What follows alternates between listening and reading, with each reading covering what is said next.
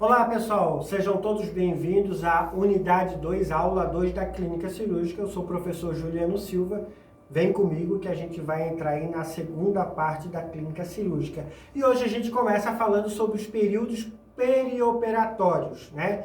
Que consiste na assistência de enfermagem em cirurgia. Ela implica em 3 momentos distintos, porém interligados, denominados perioperatórios, que é o período pré-operatório, ou período intraoperatório e período pós-operatório.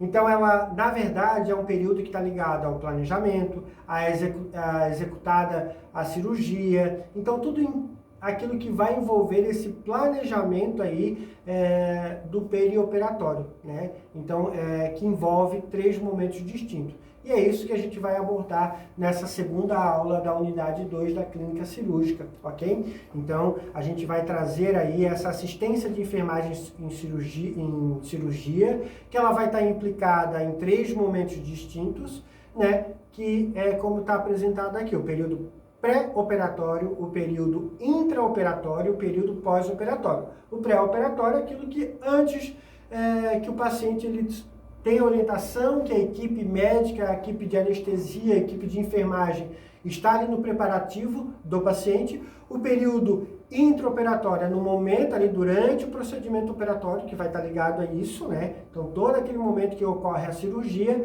E o pós-operatório, que está ligado aí quando o paciente sai do centro cirúrgico e vai para o quarto para fazer esse acompanhamento aí do período pós-operatório, ok?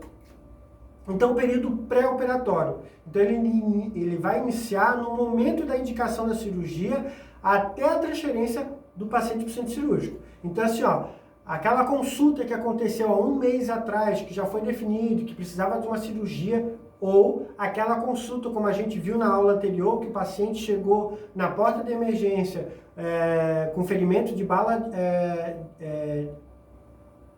de fogo ou arma branca, né? A arma de fogo ou arma branca, que se decide que ele precisa do ato cirúrgico, ali já se começa todo um planejamento, né? Então, esse paciente se alimentou faz quanto tempo?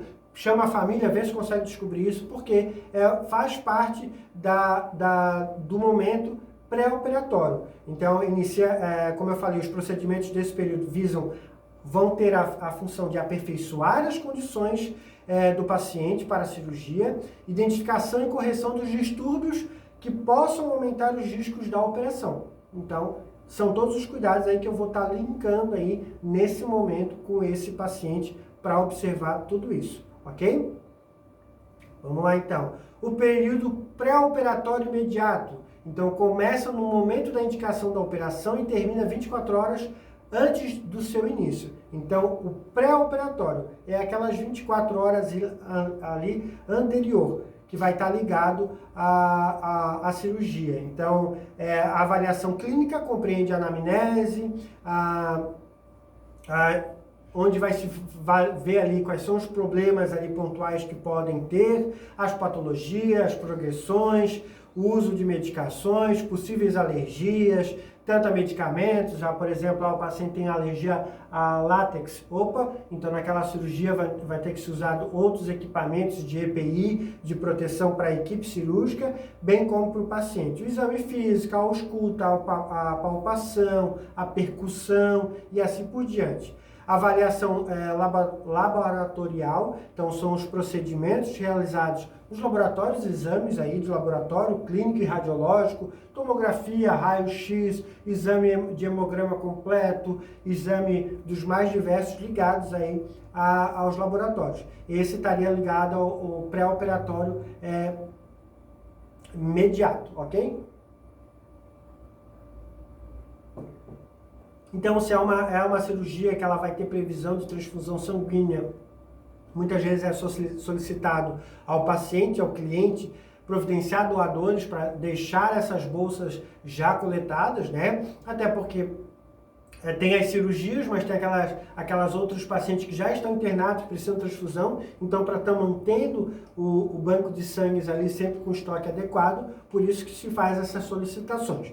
Quando eu falo cliente ou paciente, tem algumas instituições que trabalham com a terminologia cliente, tá? Então vocês vão ver que isso é normal no meio hoje da saúde dentro dos hospitais, Perfeito, pessoal? Pré-operatório imediato. Então, ela corresponde às medidas preparatórias desenvolvidas no período de 12 horas que antecede essa cirurgia. Então, ela tem o objetivo de reduzir ao máximo a população de bactérias,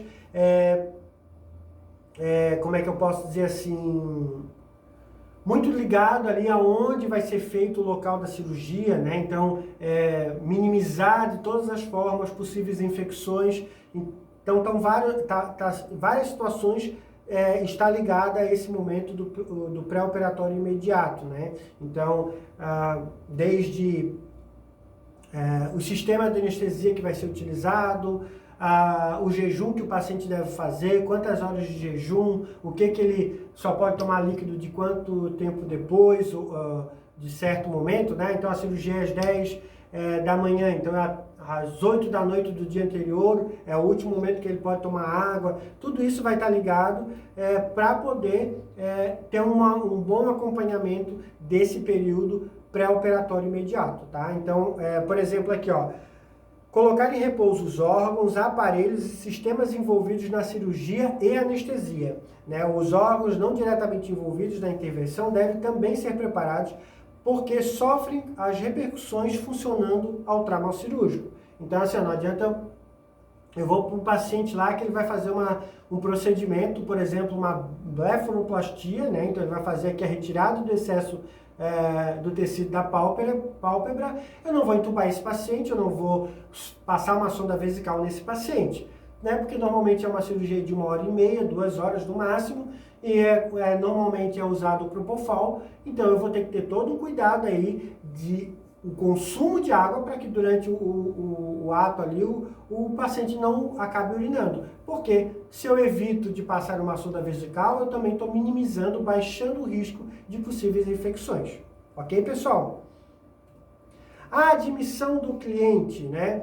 Então, o cliente chegou, o paciente chegou no hospital, é encaminhado, ele vai ser encaminhado para onde? Para a unidade cirúrgica, para onde ele vai ficar lá no quarto dele ou na enfermaria, né? E dali vai passar as orientações, sejam das orientações de como funciona o sistema do hospital, né? As orientações que ele tem que tomar ali um banho porque está próximo da cirurgia já, ele vai ter que colocar camisola, etc, né? E aí é passar todas as informações. Se é um paciente que ele está internando um dia antes ou 2 dias antes, aí ele já tem um tempo, o anestesista vai passar, a equipe da parte nutricional vai passar, vai avaliar, vai conversar com esse paciente, a equipe de enfermagem vai conseguir fazer um acompanhamento mais tranquilo, mas tem cirurgias que, por exemplo, como eu falei agora há pouco, a blefaroplastia, ela acontece aí, o paciente interna 1 hora, 2 horas antes do procedimento.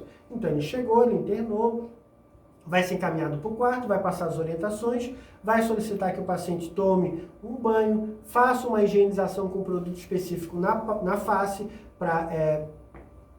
com antissépticos, né? Que já começa ali o cuidado ali para evitar infecções, ele coloca a camisola e aguarda a equipe vir encaminhar ele para o centro cirúrgico.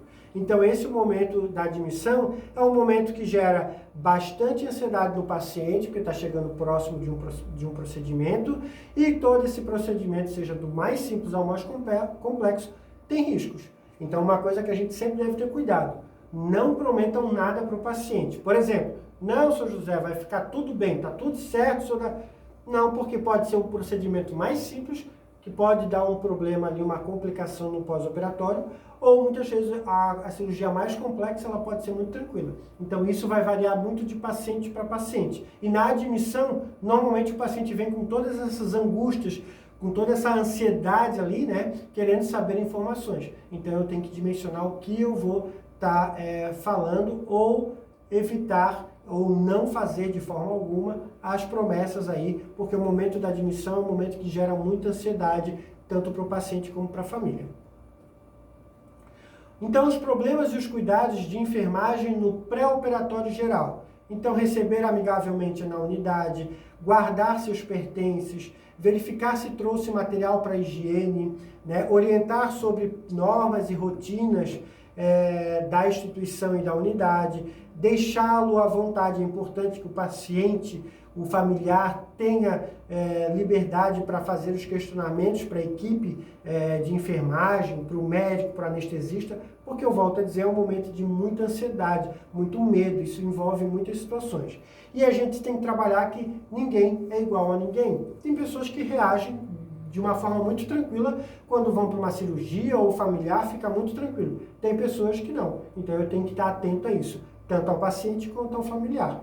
Lembra, se eu tenho um familiar no quarto que está mais ansioso que o paciente, esse familiar não vai ajudar o paciente. Então, de repente, eu tenho que pedir esse familiar para chegar lá fora, conversar com esse familiar, passar uma orientação, dentro do possível, tentar acalmá-lo, para que esse ambiente seja um ambiente tranquilo para esse paciente que está quase ali chegando ao momento de fazer a cirurgia, né?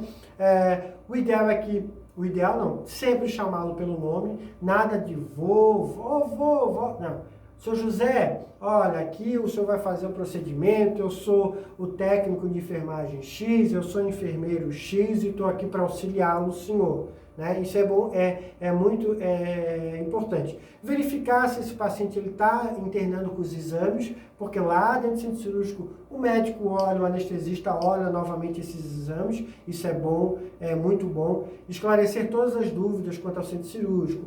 Por exemplo, o senhor vai para a cirurgia, normalmente a cirurgia demora em torno de 4 horas, normalmente, né? Depois o senhor fica 1 hora, 2 horas no pós-operatório, para depois o senhor ser encaminhado para o quarto. Tudo isso são informações que eu devo esclarecer para esse paciente, para que ele possa ficar mais tranquilo, mais sossegado nesse momento aí desse ato cirúrgico aí que gera muita dúvidas, né? Então, o jejum, a ingestão de alimentos deve ser suspensa normalmente por 12 horas antes da cirurgia. Tudo isso eu tenho que estar atento. Mas o paciente já foi lá informado lá na consulta anterior. Mas o paciente internou, seu José, dona Maria, há quanto tempo o senhor faz que não come? Há quanto tempo o senhor faz que não bebe água? Porque às vezes o paciente chegou e ele esqueceu e ele comeu alguma coisa. Aquela cirurgia talvez vai passar por uma avaliação da equipe médica, da equipe cirúrgica, do anestesista e vai ter que suspender. Então eu preciso indagar isso, porque de repente eu vou estar encaminhando o paciente para o centro cirúrgico, que ele pode ter mais complicações, porque ninguém perguntou e ele está lá com o estômago cheio, e isso vai poder gerar complicações aí nesse paciente. Ok, pessoal?